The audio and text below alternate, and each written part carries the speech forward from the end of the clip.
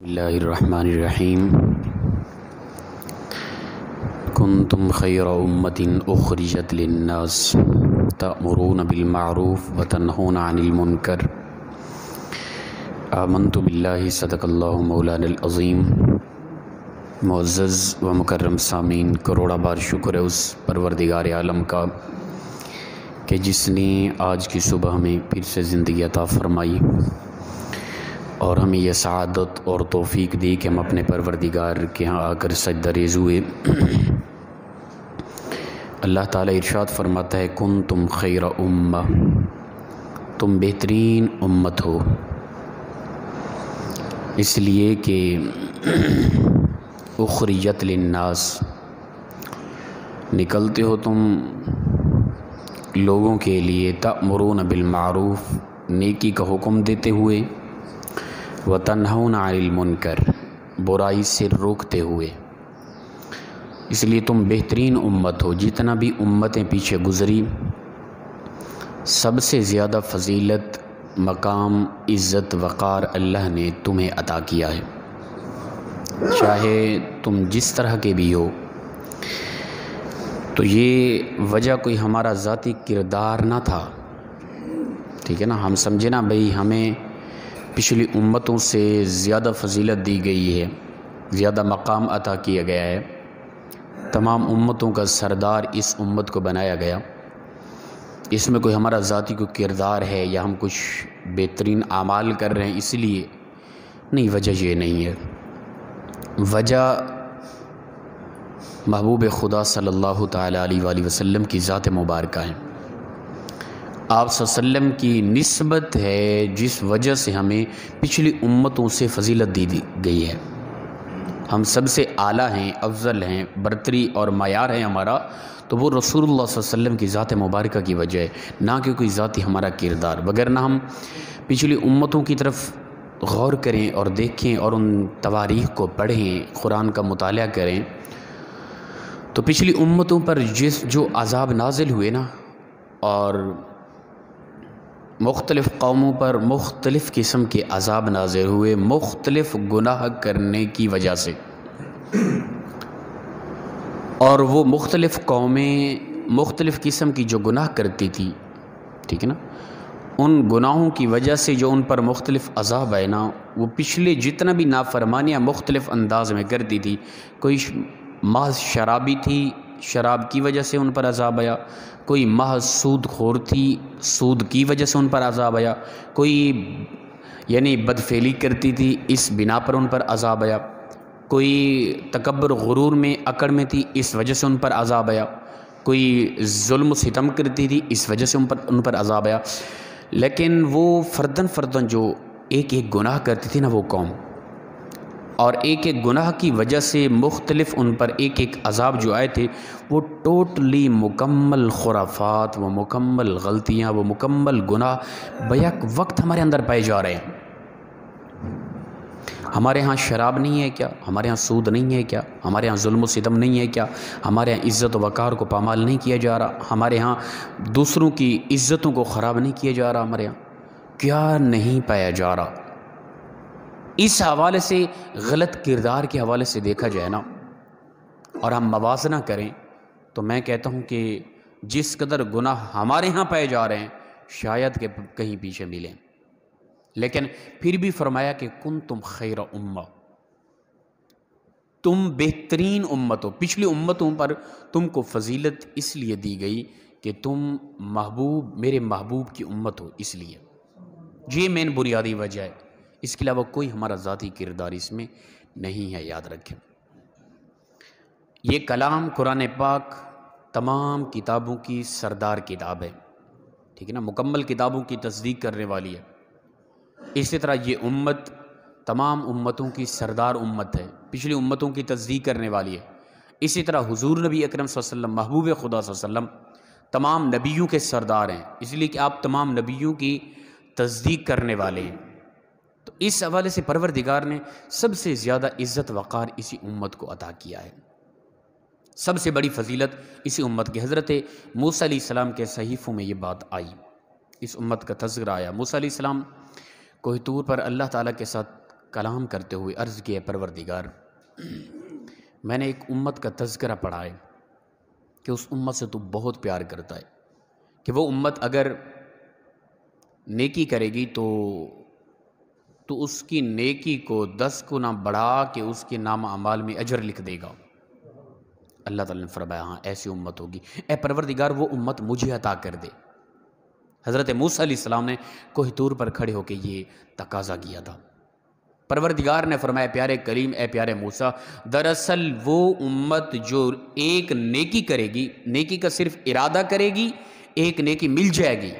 جب وہ نیکی یعنی ارادہ کرنے سے ایک نیکی مل گئی، وہ چاہے نیکی کی یا نہ کی۔ مثال کے طور پہ ہم میں سے کوئی آدمی ہے بھی میں صبح روزہ رکھوں گا، اٹھ نہ سکا، یا کوئی شرعی عذر لاحق ہو گیا، یا سوچا کہ میں صبح اٹھ کے تہجد پڑھوں گا، اٹھ نہ سکا، شرعی عذر کوئی لاحق ہو گیا، اس کے نامہ اعمال میں تہجد پڑھنے کا اجر لکھ دیا گیا ہے۔ یہ اس امت کو اعزاز ہے، پچھلی امتوں میں یہ نہ تھا۔ اور ارادہ کیا نیکی کا، ایک اجر لکھ دیا گیا۔ جب وہ نیکی کر لی تو اس کے خلوص کے لحاظ سے 10 گنا 70 گنا یا 700 گنا بڑھا کے اس کے نام عمل میں اجر لکھ دیا جاتا ہے۔ یہ اس امت کا اعزاز ہے، خاص طور پہ پچھلی امتوں میں یہ نہ تھا۔ حضرت موسیٰ علیہ السلام نے عرض کیا پروردگار میں نے پڑھا کہ ایک ایسی امت بھی ہوگی محض نیکی کا ارادہ کرنے سے اسے نیکی مل جائے، اور نیکی کرنے سے 10 گنا 70 گنا یا 700 گنا بڑھا کے تو اجر عطا کرے گا۔ اللہ نے فرمایا ہاں ایسی امت ہے، اے اللہ وہ امت مجھے عطا کر۔ فرمایا نہیں، وہ میرے آخر الزمان محبوب کی وہ امت ہے۔ عرض کیا پروردگار ایک ایسی امت کا بھی میں نے تذکرہ پڑھا کہ وہ گناہ کا ارادہ کرے گی، اسے کوئی گناہ نہیں ملے گا، اس کے نامہ اعمال میں گناہ لکھا نہیں جائے گا، چاہے وہ جتنا بھی ارادہ کرتی رہے، جس قدر بھی سوچ لے۔ ٹھیک ہے نا؟ ہمارے دلوں کے اندر جو غلط خیالات آتے ہیں، غلط سوچ آتی ہے، گناہ کا ہم ارادہ کرتے ہیں، اس پر کوئی پکڑ نہیں ہے۔ ٹھیک ہے نا؟ اس پر کوئی خیالات، ویسے خیالات کا صاف ہونا، تخیلات کا پاکیزہ ہونا، صاف ستھرا ہونا، یہ تو کمال ہے نا۔ اگر کوئی آ جاتا ہے اس طرح کا خیال، غلط سوچ آ جاتی ہے، کوئی ارادہ بن جاتا ہے، اس ارادے پہ کوئی گناہ لکھا نہیں جاتا۔ لیکن جب گناہ کر لیا جاتا ہے پھر اس گناہ کے بدلے ایک ہی گناہ لکھا جاتا ہے۔ حضرت موسیٰ علیہ السلام نے عرض کیا پروردگار میں نے ایسا تذکرہ بھی پڑھا، امت ایسی بھی کوئی آئے گی گناہ کا ارادہ جتنا بار بھی کرے گی کوئی گناہ نہیں ملے گا اسے، لیکن جب گناہ کر لے گی ایک گناہ کے بدلے ایک ہی گناہ اس کے نام عمل میں لکھا جائے گا۔ اللہ نے فرمایا ہاں پیارے کلیم ایسی امت بھی ہے، اے پروردگار وہ امت مجھے عطا کر دے۔ اللہ نے فرمایا اے پیارے کلیم دراصل وہ بھی امت میرے محبوب صلی اللہ علیہ وسلم کی امت کا اعزاز ہے۔ یہ سارے اعزاز میرے آخر الزمان محبوب کی امت کے اعزاز ہیں۔ جب حضرت موسیٰ علیہ السلام پڑھتے رہے اور اللہ کے یہاں تقاضا کرتے رہے یہ اعزاز، یہ فضیلت، یہ فضیلت، یہ فضیلت، اے پروردگار اس قدر فضیلتیں تیرے آخر الزمان محبوب کی امت کی فضیلتیں۔ پھر روایت کے اندر آتا ہے حضرت موسیٰ علیہ السلام نے عرض کیا پروردگار اگر وہ امت مجھے عطا نہیں کرنی پھر نبی نہیں بلکہ مجھے اس امت میں پیدا کر دے۔ یعنی اس قدر فضیلت ہے اس امت کی کہ پچھلے انبیاء یہ تقاضا کرتے رہے اے پروردگار ہمیں اسی امت میں تو پیدا فرما دے۔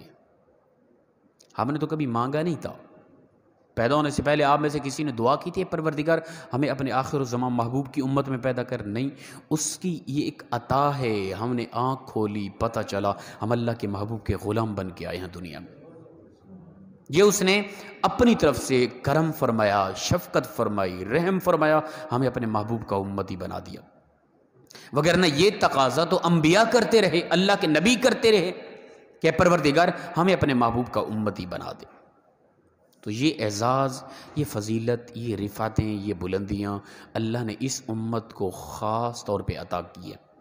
لیکن یہ امت، اس امت کا کردار، اس سردار امت ہونے کے باوجود حالات ہم دیکھیں، اپنا کردار ہم دیکھیں، ہم کس قدر دین سے دور چلے گئے، ہمارا کردار معذرت کس قدر گھٹیا ہو گیا، ہمارا جوان کن راہوں پر چل پڑا۔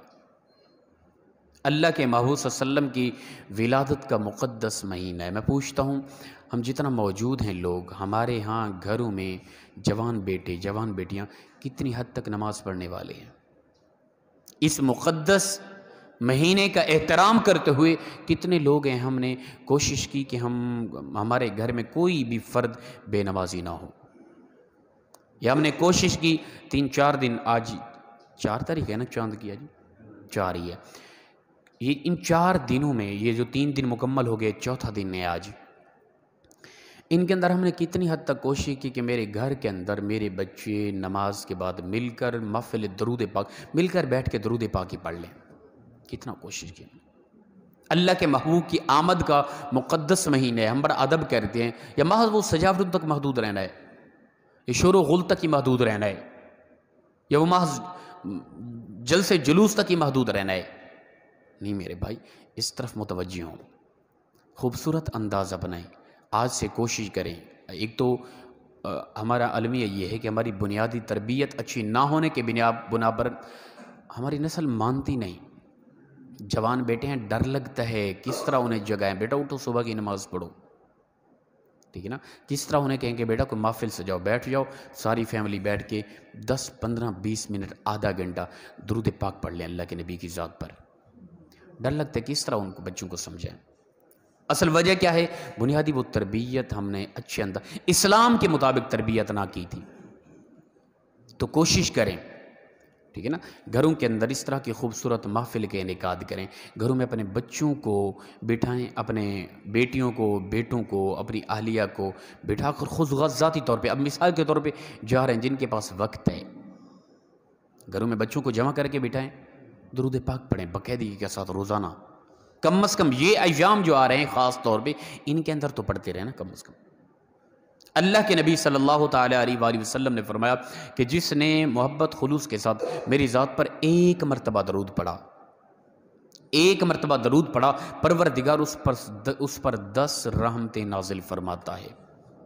اب اندازہ کریں، جس گھر کے اندر باقاعدگی کے ساتھ روزانہ ایک وقت میں، وہ صبح کی نماز ہے، ظہر کی ہے، مغرب عشاء، کوئی بھی نماز ہو، جس نماز میں وقت ہو بچوں کے پاس، آپ لوگوں کے پاس، ٹھیک ہے نا، تو بیٹھ کر 10 مرتبہ ہی درود پاک صلی اللہ علیہ محمد اتنا بھی پڑھ جائے تو کفالت کر جائے گا، کافی ہے۔ تو جس گھر کے اندر روزانہ 100 200 300 1000 مرتبہ پڑھا جاتا ہے، اس گھر میں رحمتوں کے نزول کے کیا کہنے پھر۔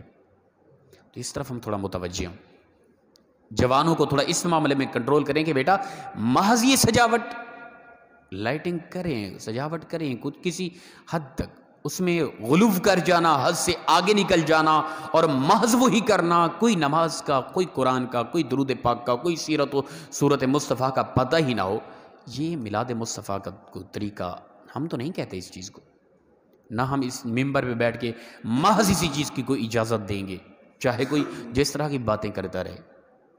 ہماری ایک ذمہ داری ہے، ہم نے کچھ حقائق بتانے ہیں۔ قوم، نسل، جوان طبقہ ویسے بھی بگڑ گیا ہے، وہ تو چاہتا ہے نا اسلام کے نام پر اس طرح کے فنکشن ہمیں ملیں، ہمیں علماء اجازت دیں اور ہم کھلے عام خرافات کریں، اور اسلام کے نام پر لوگ ہمیں داد دیں کہ ماشاءاللہ ان جوانوں نے تو کمال کر دی سجاوٹ کر کے۔ پھر وہ خواتین، وہ ہماری بچیاں جن کے ساتھ رابطے ہوتے ہیں، وہ سیرگاہ بنا کے وہاں پہنچتی ہیں، پھر آپس میں بات چیت ہو رہی ہوتی ہے۔ یہ حقیقت بات کر رہا ہوں میں، یہ میلاد مصطفیٰ کے نام پر اس طرح کے خرافات ہم کھلے عام اس طرح کی اجازت تو نہیں دیں گے نا۔ ہم کہتے ہیں لائٹنگ کرو، ٹھیک ہے نا، کسی حد تک رہ کر، لیکن لائٹنگ کی، سجاوٹ کی، لاکھوں روپے لگا کے نماز نہ پڑھی، پھر خاک میں جائے وہ سجاوٹ، یار اللہ کے نبی پر درود نہ پڑھا، پھر خاک میں جائے وہ خوبصورتیاں، کیا کریں گے انہیں؟ اللہ کے نبی سینے سے لگیں گے، اے میری امتیا آپ سینے سے لگ جا کہ تو نے میری آمد پر کیا سجاوٹیں کمال کر دی تھی۔ بھئی ساری زندگی اللہ کے محبوب روتے رہے، آنسو بہاتے رہے، اے میری امت کے لوگوں نماز میری آنکھوں کی ٹھنڈک ہے، ٹھیک ہے نا۔ اللہ کے محبوب صلی اللہ علیہ وسلم کی آنکھوں سے ہر وقت ہماری وجہ سے آنسو بہتے رہے، ہم نے کبھی آپ صلی اللہ علیہ وسلم کی آنکھوں کی ٹھنڈک کے متعلق تو کچھ نہ کیا، جو اپنی طبیعت اپنی سوچ مانتی ہے وہ کریں، اور پھر دین کا نام دے کر اسے ہم نہیں دیں کہ اس چیز کی اجازت کہ محض سجاوٹ کی جائے اور اس میں غلو کیا جائے، حد سے بڑھا جائے، ایسا نہ کریں۔ بچوں کو بھی کنٹرول کریں اس معاملات میں، بہتر سے بہتر انداز کریں. میں بار بار یہی سمجھاتا ہوں، کچھ سنجیدگی اپنائیں، کوئی بہتری کا طریقہ اپنائیں. آمد مصطفیٰ پہ کچھ ایسا کریں کہ جس سے اسلام کو فائدہ ہو، کچھ ایسا کریں کہ جس سے جوان طبقے کی تربیت ہو، کچھ ایسا کریں کہ جس سے اشاعت اسلام ہو. احمد مصطفیٰ کے موقع پر کوئی خوشی کا اظہار ایسا کریں جس سے کوئی غیر مسلم دیکھ کر اسے محسوس ہو کہ یہ لوگ یقیناً اپنے رب کو راضی کرنا چاہتے ہیں. ہم اپنی طبیعت، اپنی ذات، اپنے مزاج کے مطابق اسلام کو ڈھالنا چاہتے ہیں، نہ کہ اپنی طبیعت اور اپنے مزاج کو اسلام کے مطابق کرنا چاہتے ہیں. ہم چاہتے نہیں جو ہماری طبیعت، ہمارا مزاج چاہتا ہے نا، اسلام وہ کہے. کبھی یہ نہیں سوچتے کہ یار جو اسلام کہتا ہے اپنی طبیعت، اپنے مزاج کو اس طرف کر لیں. یہ سوچ نہیں ہے. اپنے اندر تبدیلی پیدا کرے. اللہ پاک مخلص انداز میں ہم سب کو عمل کی توفیق عطا فرمائے. وآخر دعوانا ان الحمدللہ رب العالمین.